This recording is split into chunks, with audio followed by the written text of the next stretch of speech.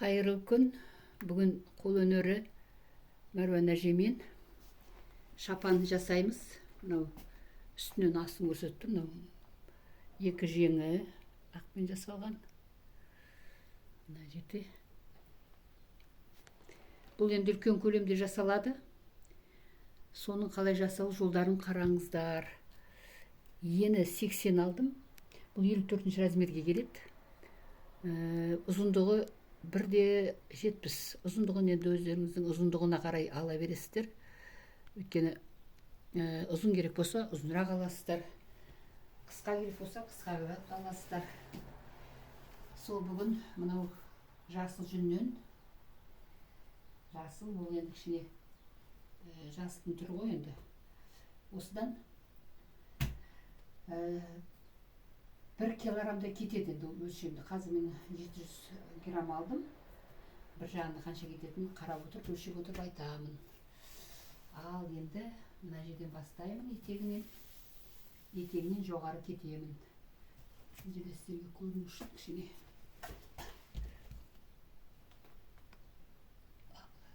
Міне осылай қойайын. Ал іске сәт. Жалпы шапанға алу үшін жүнді бірінші не керек бұл жерде қазір? Су керек, сабын керек, бәрі бас киім қалай жасадық, алдында түсірімде бар ғой, мен Маруан әже каналында бар. Сол сияқты шапан да солай. Тек қана көлемі өзгереді, салуы да ұқсас, салу түрлі-түрлісі бар. Мен енді өзімнің үйренген тәсілмен жасай берем. Көлденең, сосын керісінше салам. Сөйтіп, 2 қабат қана саламын. Бірінші мынау жүнді ортасын мынау ұзындығын алам да үзіп. Бұны енді жартыға бөлемін, жартысына. Қалай бөлеміз? Міне, ниткесі кірген кезде мынау 2-ге айырылады. Осы 2-ге айыру арқылы мен осы неге бірінші қабатты салып шығам осылай. Бөліп қоямын. Қысқа да, ұзын да бөлуге болады. Шатаспау үшін. Енді жаңа бастап атқандарға міндетті түрде бөліп қойыңыздар. Қазір мен алдына қанша кетеді, артына қанша кетеді, өлшеймін. Алдына көбірек кетеді, өйткені алды айқасады. Оған мен қосымша салып атқанда көрсетемін. Неге айқасатынын. Өйткені ер азаматтың шапаны бұл. Алды қиғаш болады ішіне. Бұнда түйме тағылмайды. Киген кезде алды жабық тұру керек. Міне осылай мен дайындап қойдым кішкене. Дайындай берейін. Сосын барып бір жолата қолды бөгемейтіндей бастаймын. Бисмилля деп бастаймыз. Бұл енді өте көп уақыт талап етеді. Шыдамдылық талап етеді. Сол шыдамдықпен жасалатын заттың аяғында рахатында көресің. Мына жерде кішкене айқасып кетті, суалға болып. Қысқарақ істеуге болады. Мұнан былай бөлу керек. Бөліп. Сіркіп алғаннан кейін жақсы бөлінеді. Бұл жаңадан келген өте жұмсақ. Қазірше осын дайындағанымда нетейін. Сіріп қояйын да. Ал енді шетінен ала берем. Міне көріп тұрғандай, көріп тұрсыздар ма? Қазір көтеріп қояйын. Көрінсе осылай қояйын. Ал енді бисмиллахир-рахманир-рахим. Бұл жерде салу басталуда. Егер мен қазір былай бастасам, онда отыруы былай отырады. Енінен. А маған керек ұзыннан отыру. Сондықтан мен керісінше мына жақтан бастаймын да қолтыққа қарай кетемін. Алу бәрі бірдей болу керек. Қандай не істесеңіздер де бірдей алуға тырысасыздар. Енді кім біледі, бұл жерде білмегендегі кіші заттан бастаған жақсысы. Осылай салынып отырады.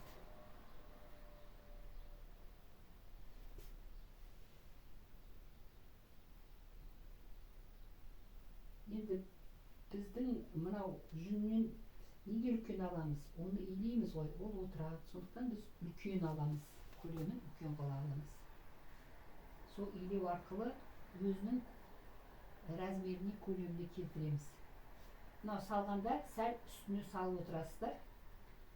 Арасында жол қалмау керек. Сәл үстіне 1-2 сантиметр ме, 1 сантиметр ме сәл үстіне салып отырасыз. Көздің мөлшеріне қарап отырасыздар. Осылай толық салынып кетеді. Міне көріп жатқандай, мен бөліп аласын, шетінен ала беремін.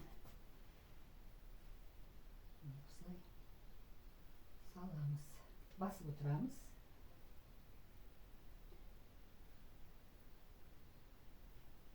Жұмсақ, шетіне бір беркі аласыздар, қолдарыңыздың жаттығады істеген сайын. Енді кім менің бірінші түсірілімдерімді көрсе, қолдарын жаттықтырса, шапан бастап кетуге болады. Енді шапаннан жеңіл жайнамаз жасауға болады. Жайнамаз енді бірақ не ғой? Тік төртбұрыш қой. Ұзындығы, ені. Бұл жерде енді қолы болады. Қолына келген кезде жалпы жүннің бір жақсы жері икемге келеді илегенде. Бұл енді ондай қалың болмайды. Тым жұқа да болмайды, орташа. Өйткені жұқа қылып мен көрдім. Жұқа илегенде, енді ол әйел адамдар күнделік кигенде қалыңдау болған онда, өйткені тез жұқа иленген, қайткенде мынау жүннің енді өзін байқап жүргенім. Енді мен қолына келген кезде, мына жерде мынау қолтық болады. Міне қолтық. Сол қолтыққа сәл төменірек түсіремін. Өйткені ан жаққа ол үстіне тағы да бір не салып жүрем. Бұл жерде артына қайырғанда қолтық несі. Сосын бұрылып кете берем енді былай. Қолтыққа бұрылып кеттім қолға қарай.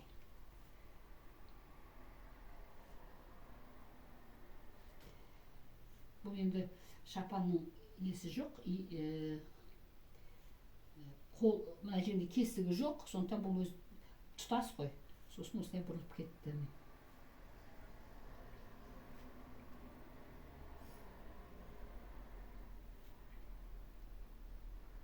Жеңімді ұзынырақ аламыз, илеген сайын жең отырады. Қарап отырамыз оны. Істеп атқанда көресіздер. Қазір сәл бұрып қояйын, мына жерге қарай. Міне.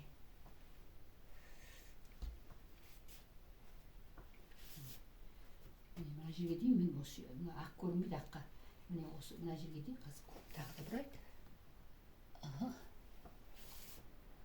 Мына жерге дейін бір келіп алуға тырысу керек. Сонда ең бірінші салғанда міндетті түрде тесік қалдырмай, жол қалдырмай, бір керкі асықпай салсаңыздар, илегенде тесіктер болмайды. Енді жүн болғасын арасында не болады? Илеген сайын қарап, салған сайын қарап, қосымша салуға болады аз болса. Міне мен аяқтадым. Міне осы жер не аяқталды. Міне осы жермен. Енді мен қайра кері кете берем енді. Сол келген жолмен, не осы сіздерге, осымен көріп тұрсыздар, е? Үстіне салып жатырмын. Енді үстіне салғанда 70% үстіне саламыз. Оның алдында мен видеода айтып кеткем, неге 70% саламын. Өйткені бұл талшығы үстіндегі мынау алынғаны жұқалау болады. Мына көрдіңіз, мына жерде жұқалау. Сондықтан мен оның 70%-дей саламын. Қалың болып кетпейді, қорықпаңыздар. Енді онда қалың десеңіздер, онда бұны енді тағы да бөлуге болады. 4-ке бөлуге болады, 3-ке бөлуге болады. Мен жартыға бөлдім. Енді маған сәл қалыңдау керек, ондай орташа енді. Өйткені бұл полутонкий дейді, жүннің де өзі әртүрлісі болады ғой. Полутонкийдің өзі илегенде жұқа болады. Талшықтары жіңішке болғасын, илегенде жұқа. Мен тағы да үстіне салатым өйткені мынау бөлген жүннің өзі әртүрлі екен, ленталары. Алғанда мынау аздау алынады екен. Жаңа бір лентадан әртүрлі не шықты, жолақтар. Кейбіреуін бөлмеге де болады, енді оны көздерімізбен көресіз. Мына жерге үстіне сап кетемін. Міне, осылай мен қайтып оралам, сосын қайта оралам. Мынау не толғанша. Ал кеттік ары қарай. Қайра жуып салуға болады. Көрініп тұрса, осылай сала береміз. Бұл бірнеше күнге созылады. Мен міне жаңа бастадым. Бүгін 2 маусым. Енді қалай асықпай істеуге тырысамын, өйткені бұл тез істелетін зат емес.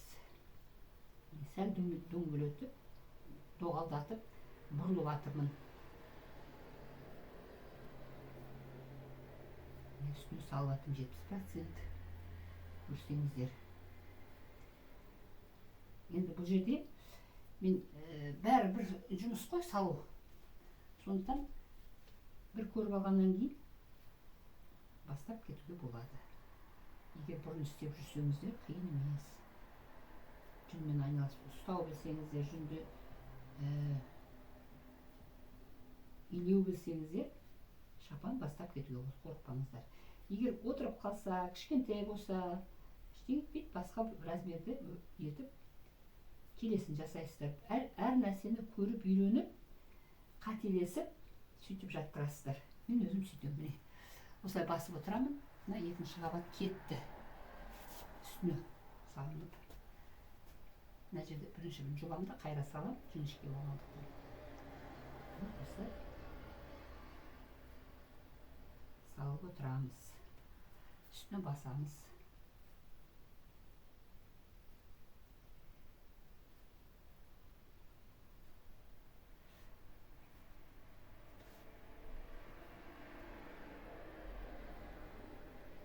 Сұрақтарыңыз болса, астына комментария жазарсыздар.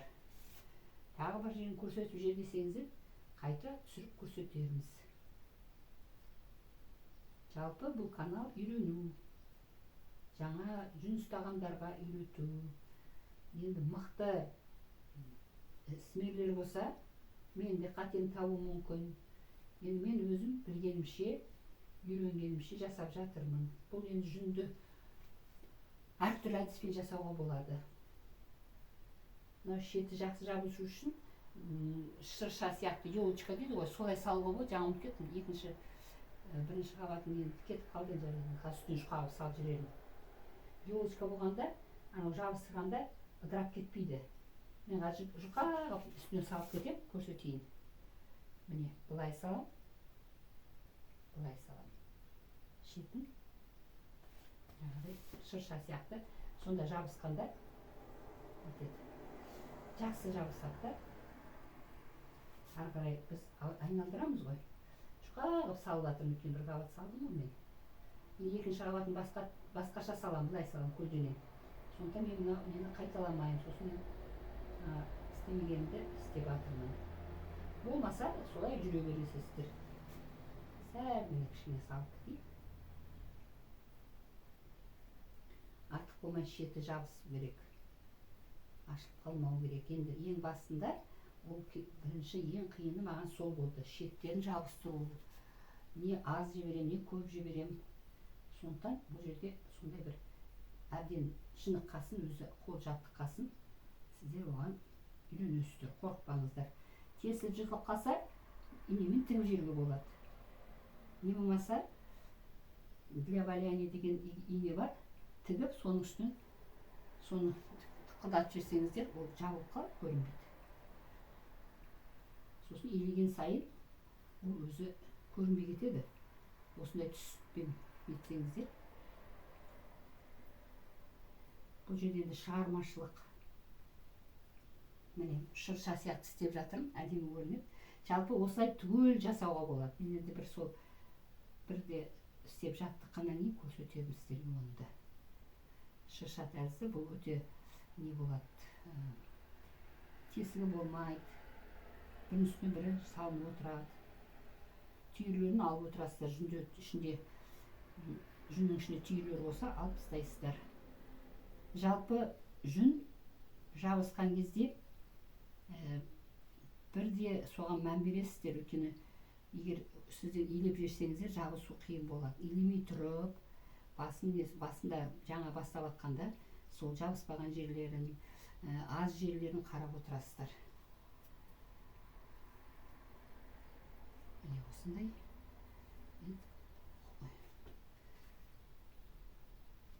Бұл енді мен жасап жатқан шапан, бұл күнделікті киіледі, шешілмейді.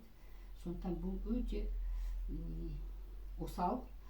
Ал егер өздеріңіз киіп шешіп бір жаққа шыққанда кисеңіздер, әрине ол көпке шыдайды. Ал былай күнделік кигеннен кейін киіз дұрыс басылмаса тез жыртылады. Енді соны байқап жүрдім да, илеген сайын, сосын бір жақсы жері жуған сайын бұл өзі иленеді.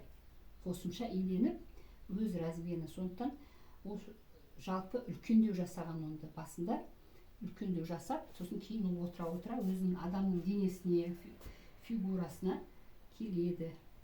Сондықтан жүнді тым кішірейтіп жібермеңіздер несін, көлемін жасап жатқанда соған мән беріңіздер. Міне мен қосымша салып шықтым. Шетін жабыстыру үшін басып қояйын. Жабысып кетеді. Басқан кезде жүнге жүн өз бірге бірігеді. Бірігіп отырса, сосын сулаған кезде міндетті түрде қарап отырасыздар. Қай жерде бір тесік болса, оған қосымша саласыздар. Енді мен 3-ші қатар кеттім. 70% саламын.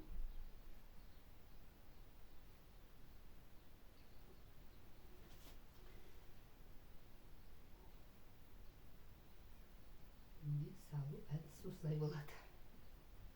Енді қазір мен мынаны сөндіріп тұрайын. Жалпы осылай салып кетесіздер. Кейін қолына біткен кезде ары қарай тағы жалғастырамын. Тоқтата тұрайын, пауза қойып.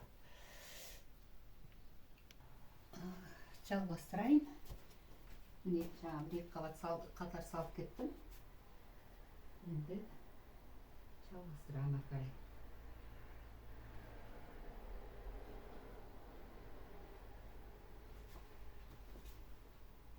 Осылай салып отырамыз. Басып қоямыз арасында. Қолда сезеді, қай жерде аз, қай жерде көп. Жалпы адамдар жүн шапанды киіп жүрген ғой бұрын кезде. Ыстық өткізбейді, суық өткізбейді. Оның құдіретін өзім қазір киіп түсініп жүрмін. Жүн шапан былтыр күзден бастап кие бастадым. Қыста кидім. Шубаның астынан.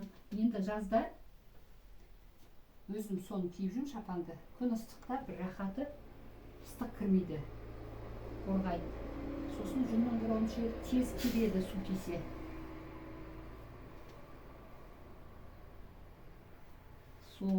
Сондықтан бұл табиғи таза, денсаулыққа пайдасы бар. Кімде аллергия, кімде жаңағыдай терідегі аурулар бар, осы жүнді киіп жүрсе ем болады. Қазір көп аллергия, адамдар көп ауырады.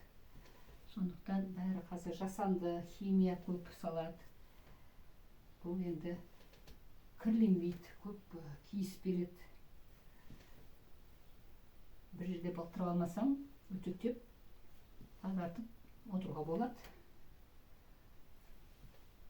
Ал егер былтырса, әрине жуасыздар. Жуғанда мен осы үстелдің үстіне қазір қалай илеймін, солай жуамын. Осылай жайып қоямда, сабынмен сықылайын кір жерін. Қатты оқаламайын кір жуған сияқты. Өйткені жүн ғой. Жүн ол отырады. Өзі бір, бұның да бір өлшем болады, отырмайтын кезі болады. Әбден піседі сол кезде кигіз өзінің мына талшықтар бір-біріне кіргеннен кейін, талшық қой мына, салып жатқан талшықтар ғой мыналар. Кіргеннен кейін сол қалпы қатып қалады. Сол қалпы ол отырмайды. Стиральный машинаға да салуға болады. Сол кезде. Енді қолмен жуған дұрыс қой. Үстел үстіне қойып жуып аламда, Сосын үлкен каритаға су құям, сонда шаям да, сосын бүктеп суын ағызам. Содан кейін суын ағып болғаннан кейін үстелге қайтып әкелем де, оны тартам. Сәл отырады ғой, отырғаннан кейін қандай зат болсын, жүннен жасалған міндетті түрде отырады. Сол кезде қайра тартсаңыздар орнына келеді. Бір онды жері бұл кішірейсе тартып қайра үлкейтуге болады. Әрине оңай емес, бірақ та күшпен жаңағыдай көлеміне келтіруге болады. Өзінің размеріне. Міне мен қолының несін, соңғы несін аяқтап жатырмын. Қолы аяқталды. Міне соңғысын салып жатырмын, мына қатарын. Міндетті түрде шығарамыз. Не үшін шығарамыз?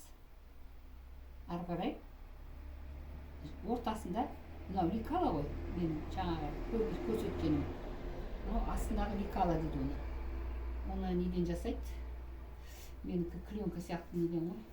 Жасалынған соң қолын қосымша тіктім немен. Инемен тіктім.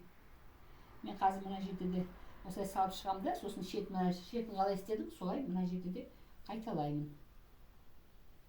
Әрі қарай жабысу үшін жақсы. Міне осылай мен осы қолын бір жағын жартылай бітірдім. Екінші жағына көп кететіні, онда да көрсете жатамын. Оның да несі ашық болады ғой. Сол ашық жағы. Енді әр істеген сайын өзі бір уайым ғой, қалай болады, қалай істейсің деген сияқты. Қорқынышты алып тастаймыз. Ол кімде болсын болады, қандай да бір мықты мастерде де болады. Бірақ та көз қорқақ, қол батыр деген мақал бар ғой. Соны ұстанамыз. Сосын киімді міндетті түрде жазда кию керек. Қыста былайда киесіздер ғой. Не үшін жазда киесіздер? Енді мына шетін жаңағыдай шыршасы сымақ былай етіп шығам. Жабысқанда оны жабысу үшін. Сонда енді аздау салам. Адамның бойындағы бүкіл керекті зат элементтері шығып кетеді ыстықпен буланып. Сондықтан киім қорғайды, денсаулыққа керек. Сондықтан міндетті түрде жазда киіміңіздер, терлеңіздер. Жаз жақсы ой. Бірақ та жаздың күннің сәулесі қазір өте нұр көп түсіп жатыр. Адамдар жалаңаш жүргендер шыдай алмай, күйіп, жанып, іштерінде неше түрлі дерттер оянады. Бірде адамда жалпы қандай да болсын дерт болады ол. Сол оятпау үшін амалдар жасаймыз ғой. Тамақ дұрыс жейміз, ораза ұстаймыз, шын дене шынықтырумен айналысамыз деген сияқты. Сөйтіп біз өзіміздің иммунитетімізді нығайтқан кезде сол іштегі ауру қашады бізден.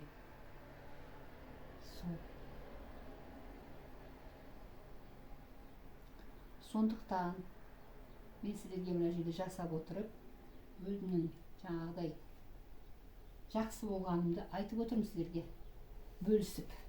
Міне, мына жерде де жаңа шырша сияқты істеп кеттім. Мына қосылатын, мынау келесі жаққа аударылатын жақты міндетті түрде сөйтіп отырамын. Ал енді мына жерін бассам қазір. Бұл арты.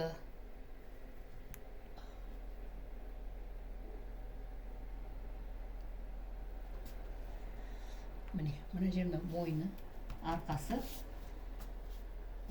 Енді бұл жерде маған қазір ыңғайсыз болса, мен бұның үстелдің үстінде жүрем әлі. Өйткені үлкен зат қой. Мына жерге салафан қоям да, қазір ыңғайлы. Осылай қолым жеткенше істей берем. Етпеген кезде үстелге міну керек болады. Сол кезде бұны жерде де істеуге болады. Міне, жалғастырып жатырмын келесі. Мойнына қарай кетіп барам.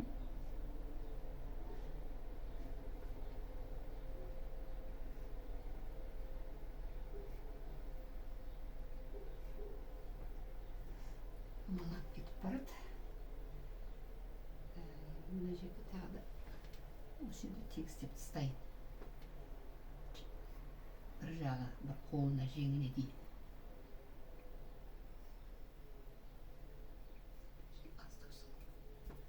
Бізде басқанда көрінеді, қалай салып атқандарыңыз.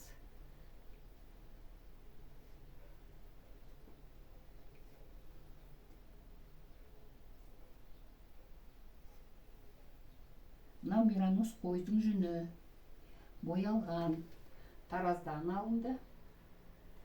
Бирюзовый дейді ғой, бұл бирюзовыйға жасыл, бирюзовый кішкене көгілдірге келеді, жасыл.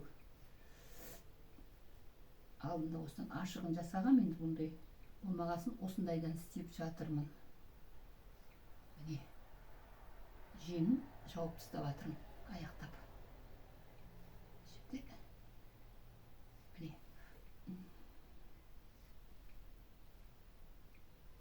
Жеңі жабылды, иыққа кеттім. Былай қарасам, қиын емес. Әрине қолға күш түседі, саусаққа. Енді мына жерде жаңа шырша сияқты істеп жүрем, бұл жерде де.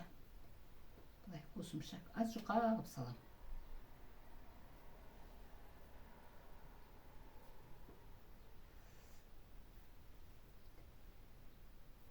Солай жасай бересіздер.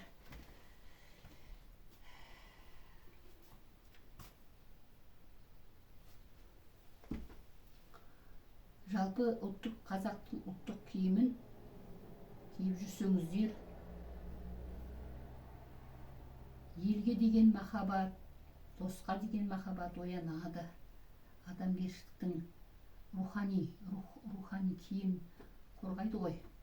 Рухани адамда ішкі дүниесі нығаяды. Міне, жартылай болдым. Енді қазір төменнен жоғары келем. Иыққа дейін барам, сосын ары қарай, сосын тағы да көрші тастам. Жаңағы бастағандай үстінен 70% қойып отырам.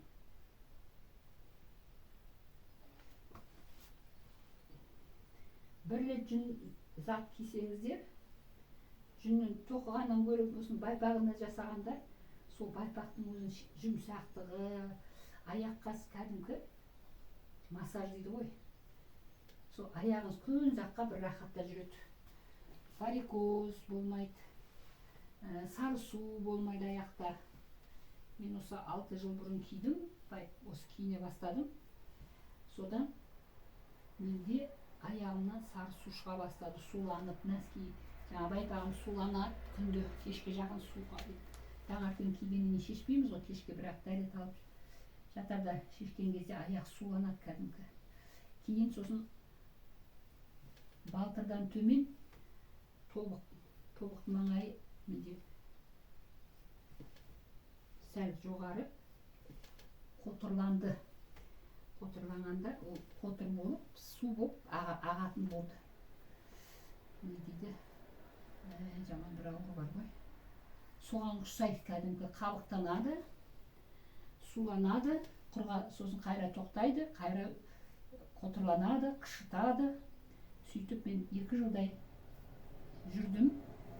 Әлі де 6 жыл болып, енді сәл әлі де бар. Сол әлі де таза, енді жас болса келді, 60 жаста кидім ғой. Қазір 66-да әбден жалаң аяқ, әбден сары су жиналған ғой. Сол бір жағынан аяқ сырқырамайды, мазаламайды, аяқ бар екенін ұмытып кетесің. Жүргенде оны есіңе түседі, аяқ бар екен. Ол керемет емес пе? Қазір үлкендердің көбісінің аяқтары ауырады, тізелері ауырады. Бұл деген басымызды қорғамасақ бүкіл ауыртпалық аяққа түседі екен. Сондықтан басты әйел адамдар жүн тақия кимешектің ішінен кисеңіздер. Мен енді мойнына қарай бара жатырмын, және маған жетпей тұр бойым. Созылайын. Сол киінсеңіздер, бастарыңыздан сары су шығады. Сол бәрі байланысты ғой. Төбе мен көкке жалғанамыз, аяқпен жерге жалғанамыз. Жылша сияқты. Сол үшін қазақ атам киініп жүрген. Денсаулығын ауырмайтын жол іздеген ғой. Қазір біз ауыратын жол іздеп жүрміз көбінесе. Жеңіл желпі киініп, айтсаң, қарайды саған. Бұл не сандырақтап тұр деген сияқты. Ауырмайтын әдісті айтайын десем, сенбейді. Сондықтан өзіңіз тәжірибеңізбен өзіңізді қинап, денсаулық керек болса, дәрі ішіп жатпай, бәлісте отауға жатпай, өздеріңізді сау кездеріңізде қинап, киімге бейімделіңіздер. Міне осылай. Енді осылай қайтып кете берем. Сөйтіп, екінші жағымен тоғыстырам. Келесі неге дейін бара берем. Қазір мен кішкене сөндіріп қоям.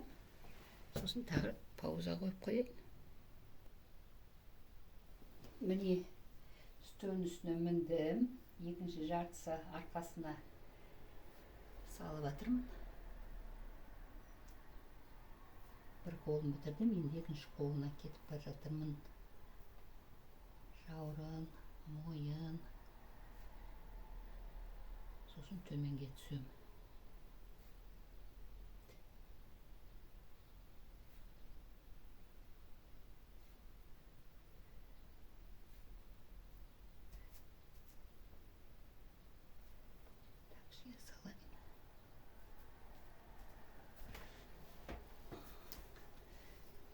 Зелеп, бұнда пайдасы бар. Бұрын әжелеріміздің аяқтары зелер ауырмаған ғой. Бұл бір жағынан өнер, бір жағынан жаттығуда. Әжеге кішкене қосымша салып жатыр. Тесігі болса деп. Міне, осылай жалғастыра берем. Зе ауырмайды, аяқ сықырамайды, сары су болмайды. Одан басқа үстеріңізге киетін шапан жасап аласыздар. Кәжекей жасауға болады. Онда жеңіл жасамайсыздар, тек қана үлкен көлем аласыздар. Көлемінде размері 20 сантиметр, мысалы, ан жақтан 10, мын жақтан 10, екі жақтан 10-нан 20 сантиметр ұзындығын енді қолда солай аласыздар. Өздеріңіз кесіп алуға болады жасап. Қиын емес, ылғала жасау. Шапандарыңызды аласыздар да, соның сәл үлкендеу қылып жасайсыздар. Үлкен, неғұрлым үлкен, соғұрлым иленгенде жақсы болады. Аяғына дейін иленеді. Аз болса, онда илеу аз болса, дұрыс болмайды. Кішірейіп кетеді.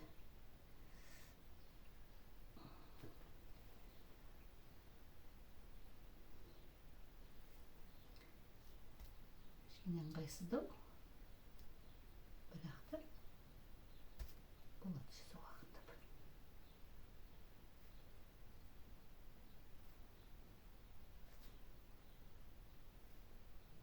Адамның ойы бөлінеді осыған деген. Қандай да бір адамдар қазір не мазалайды, неше түрлі ойлар келе береді ғой. Сонда бұл жерде адамның несі ойлау, жүйкесі тозбайды, денсаулыққа өте пайдалы. Сабырлыққа келтіреді. Осы зат істеп бітіргенше кәдімгі өздеріңіз бірге туасыздар.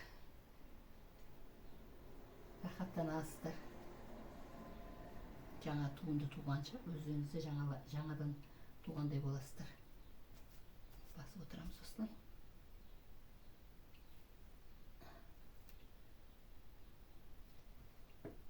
Осылай сала береміз. Досын толтырам мен осы жерде. Бұл жерде мен жаңа кішкене қате кетіппін. Мына жерде мен былай кеттім. Былай салдым. Сонда былай дөңгеленіп барады мына жерден. Қазір астына салам, мен жерде тоқтатып тұрам. Sonunda ko'ramiz.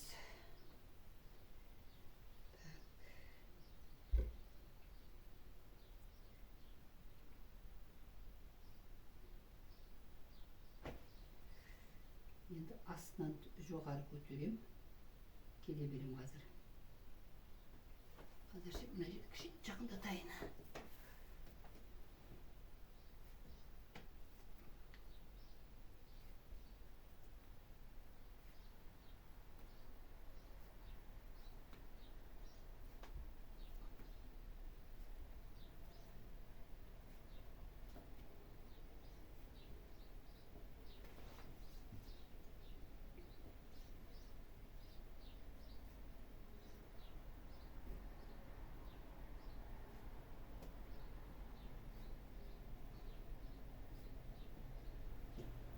Sala vereyim.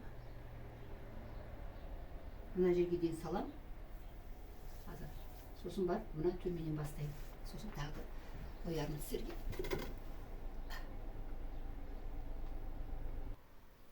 Ал енді төменнен қолға бару үшін қазір түсіп алайын. Төменнен қолына бару үшін сәл бұрмалап істедім ғой, сондықтан мен қазір астынан қайра бастаймын. Мына жартылай артынан істедім де. Ал енді мына жерде көрсек қазір.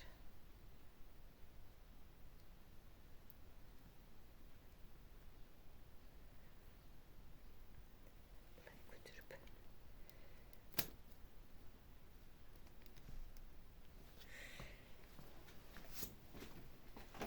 Қазір төменнен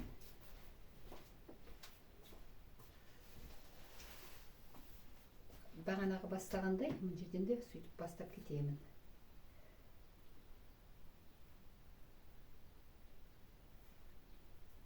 Былай салынды ғой бағана. Ана жақта. Өйткені қолына барғанда сәл бұрылу үшін мына жақтан бастаған ыңғайлау. Сосын екеуі қосылып кетеді екі жақ.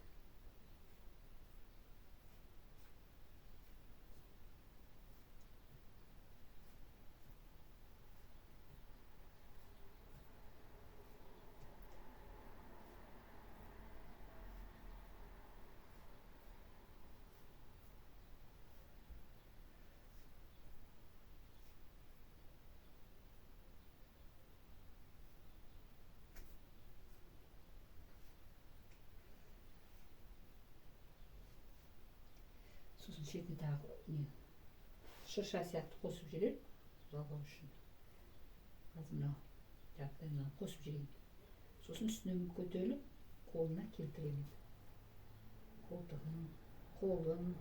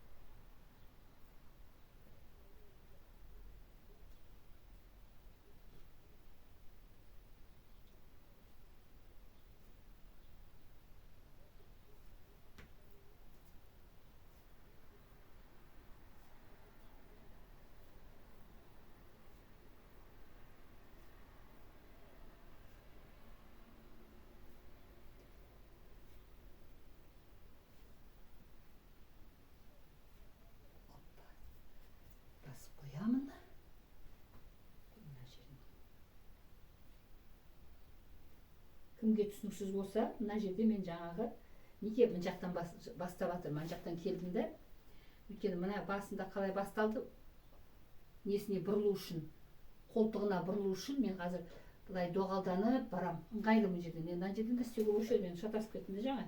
Енді былай осылай барып көремін қазір. Сөйтіп, екі ағысты қосамыз. Келіп жатқан жүннен. Қазір тоғыстырамыз. Қалай болады көреміз. Жалпы былай жартылай істеп, сосын барып нетсе, сонда шатаспайды. Несін алдын сөйтерміз. жартылай істеп сосын жоғарысын сосын жалғастыра жатамыз.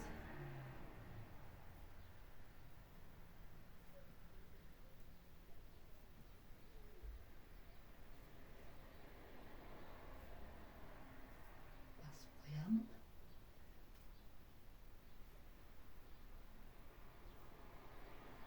Қазан жер сосын аяқ.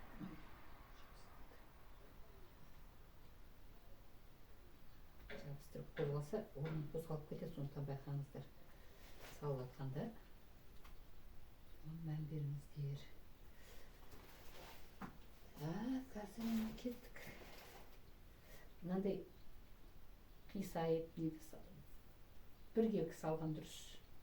Сонда илегенде жақсы бір-біріне бірігеді.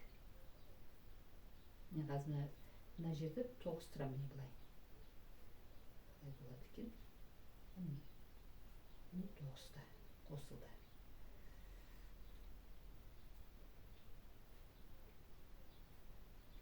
Арты жеңілдеу жасау. Алдында енді кішкене көбірек жұмыс болады. Несіне келеді, алды, жағасына қарай.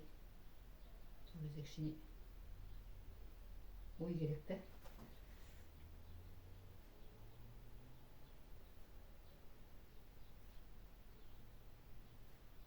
Не нәрсе істесең де ойлану керек.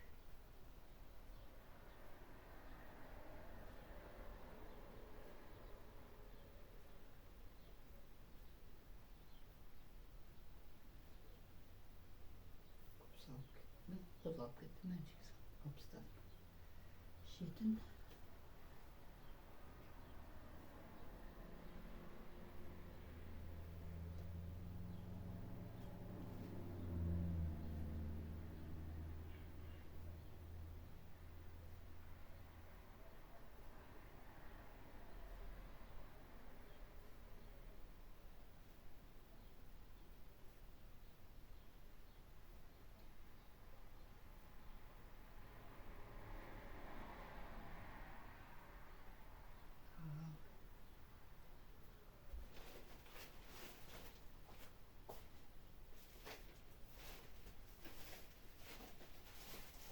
Мына жерге су қағаз қоюға болады, қозғалып кетпеу үшін.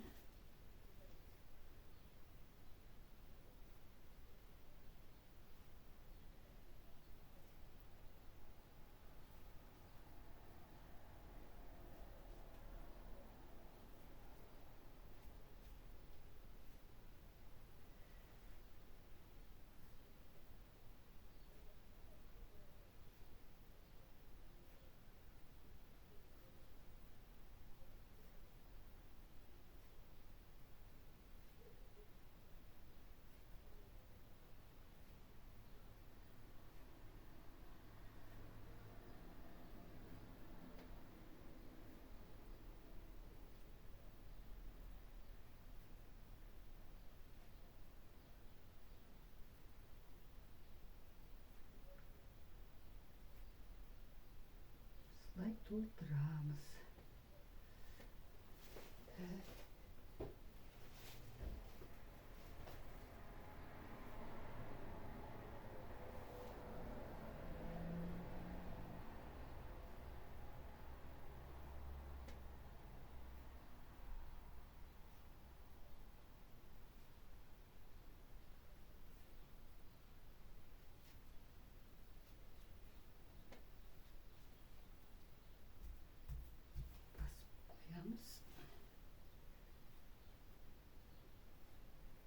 Жүн өте жұмсақ, икемді, илуге де жақсы болады.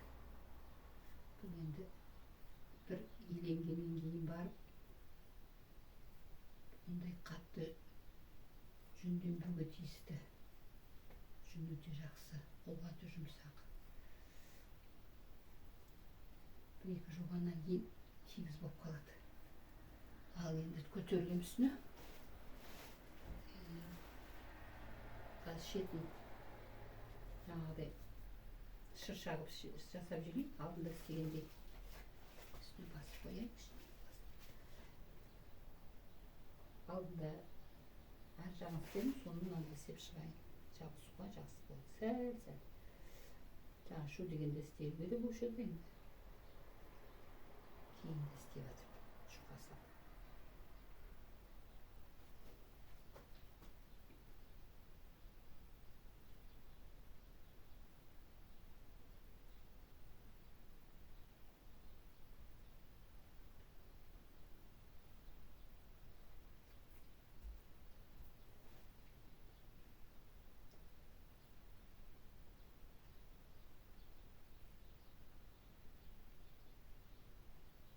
Бұл тағы да үстінен қазір екінші қабат өтемін.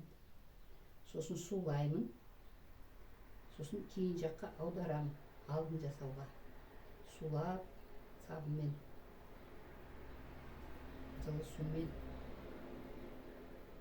Содан кейін идеймін. Бәрін болғаннан кейін.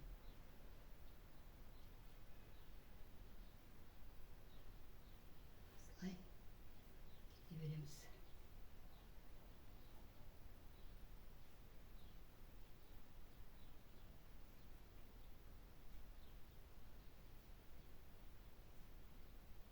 Жола бітіріп кетейін деп жатырмын, үстіне көтерілім қазір. Енді ең несі қалды. Жеңі. Қолтығы ыдырайып кетпеу үшін. Сондықтан мен жаңағыдай қосымша нетіп атқаным, салып атқаным тоқтап. Кішкене сәл міне басып қоям. Енді үстіне мініп қолын жалғастырам. Аз бұрып қояйын. Екінші жағы қалды. Оң жағы. Так. Міне бұлай қояйық. Оң жағына.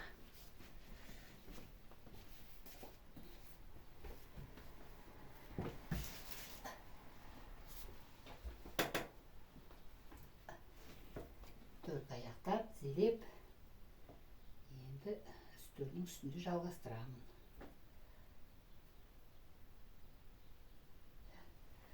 Міне, мына жерде отырайын.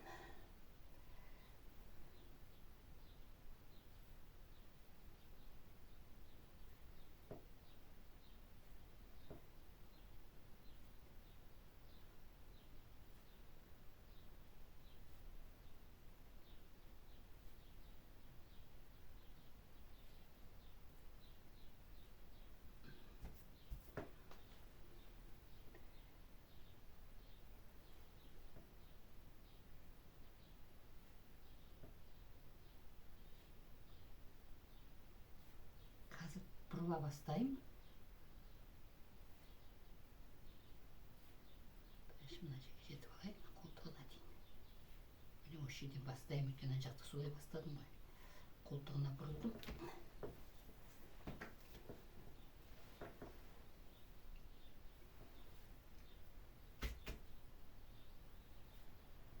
Осылай доғалданып бұрыламын.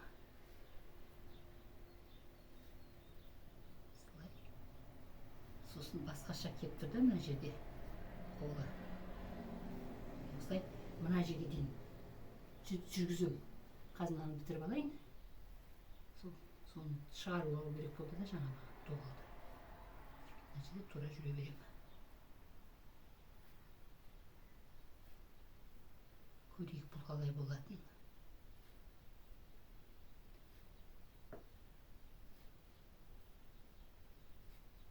Доғалданып кетем. Бұрылып кішкене сәл бұрыла беріп кете берем. Сосын мына жер бітіп тастайын. Қосып тастайын.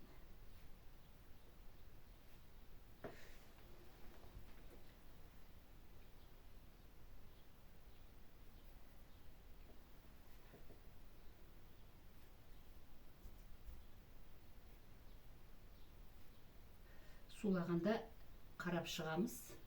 Тесік жеріне қосымша салуға болады. Соны ұмытпайсыздар. Қазір мен салғанда кейбір кезде мынау алыстан салам ғой, сол кезде нетіп қалуы мүмкін. Тесіктер болып қалуы мүмкін. қарағанда көрінбейді, үстінен қарағанда. Сулағанда көрініп тұрады. Қай жерінде бір қателік болса.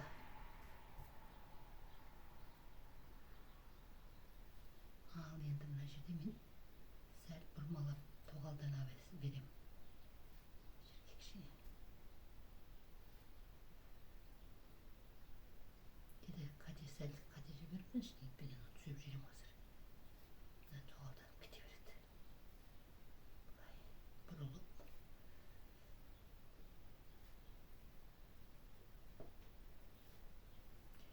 Екі жағын жеке істеп алып, сосын ортасына кету керек еді. Бірдей болу үшін. Сәл мүмкін. Енді былай күтеден достай. Былай болып ке жатты да. Қабыр жауырына басқаша салынды. Екі қолы басқаша салынды. Бірдей салынды еді. Жақсы көреміз қазір. Жерде былай бұрылған кезде былай кетеді екен.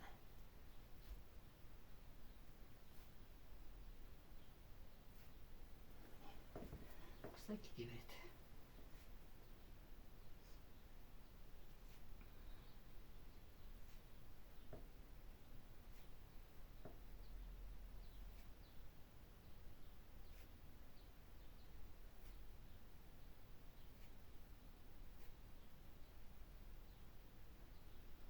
Осы енді осылай доғалданып кетеді. Сосын біткеннен келесі екінші қабатта жалғастырамыз. Тоқтата тұрайын. Сол бір нәрсе қайтала бергесін созып керек жоқ, қарап. Осын жалғастыра береміз.